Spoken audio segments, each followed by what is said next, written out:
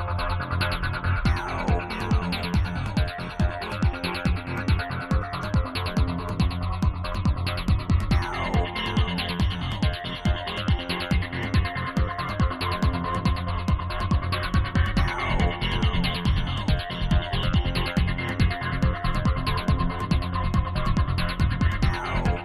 you for joining us on today's edition of Tech Trends. We have an awesome package lined up specially for you. I am Chukwuemeka Agbata. Would you agree with me that the explosion we have experienced so far in the digital space has a lot to do with the fact that internet access and broadband is now readily available compared to what was obtainable in the past? Today on the show, we'll be talking all about broadband and internet access. Also on the show is our thoughts on the recently launched HTC One M9, and our mobile app of the week is Hootsuite. Please stay with us.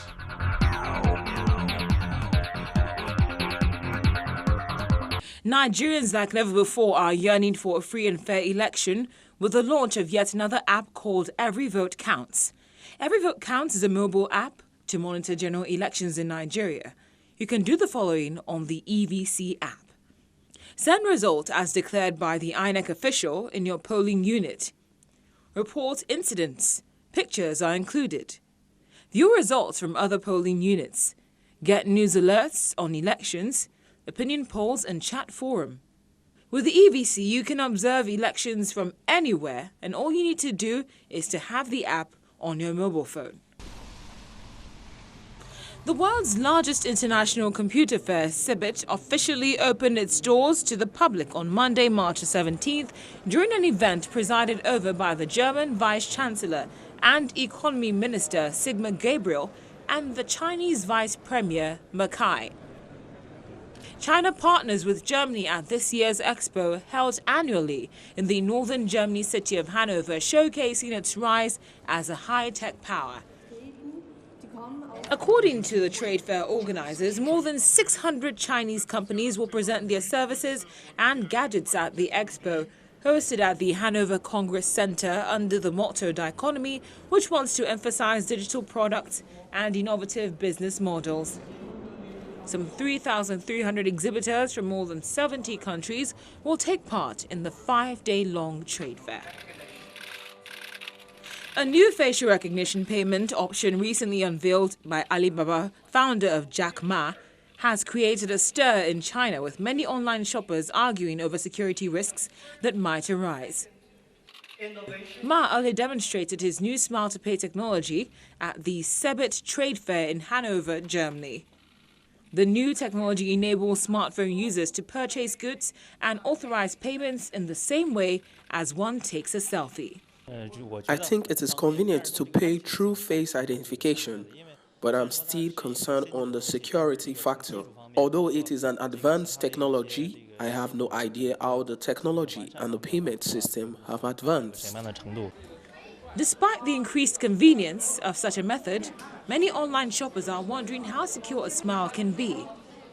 Alipay, a payment arm of Alibaba, will be the first online payment service provider in the world to use the technology.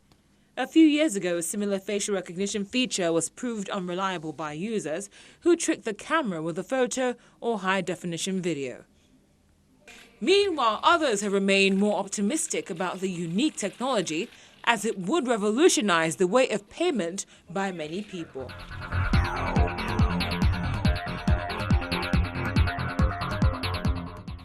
HTC took the opportunity of Mobile World Congress 2015 to announce the HTC One M9. Is that this is a young Taiwanese phone maker giving the bigger companies a run for their money. Like its predecessor, HTC One M9 is a beautiful, well-designed and powerful device that can be a worthy companion made of metal block and hairline finish along with angular features. The phone comes with Snapdragon 810 chip. It also comes with a 3GB of RAM.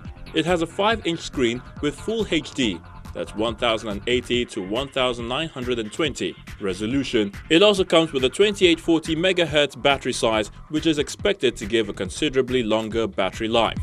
The M9 has a 32GB of internal storage, a micro SD card slot capable of accepting up to 128GB cards, dual band Wi-Fi, a Bluetooth 4.0, NFC and an infrared blaster. It comes with a 20 megapixel rear camera with dual LED flash and can now record video in up to 4K resolution using a dynamic exposure algorithm to mimic the human eye. The company ensured that it added some new features to the phone in a bid to distinguish it from its predecessor, the HTC One M9, by moving the power key to the side of the phone while slightly reducing the height of the device. The power button is now located below the two volume keys on the right-hand side, which brings us to the first downside of the phone. All three buttons are the same shape, which might get a bit confusing until you look or get used to the phone.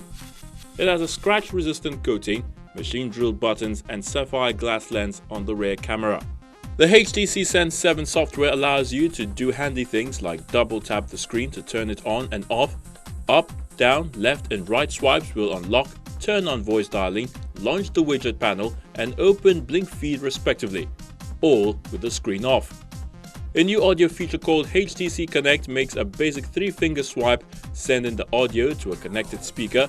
A reverse gesture will bring it back. Also, the Blackfire technology and some more speakers. You'll also be able to have a multi-room setup playing different tunes in different rooms or the same one on everything. Now to some downside. The HTC One M9's hardware didn't clearly differentiate itself from its predecessor, the HTC One M8, that was a multiple award winner across board. If you are hoping for any new features like a fingerprint scanner or heart rate monitor, then it's bad news, as the phone doesn't come with any of those.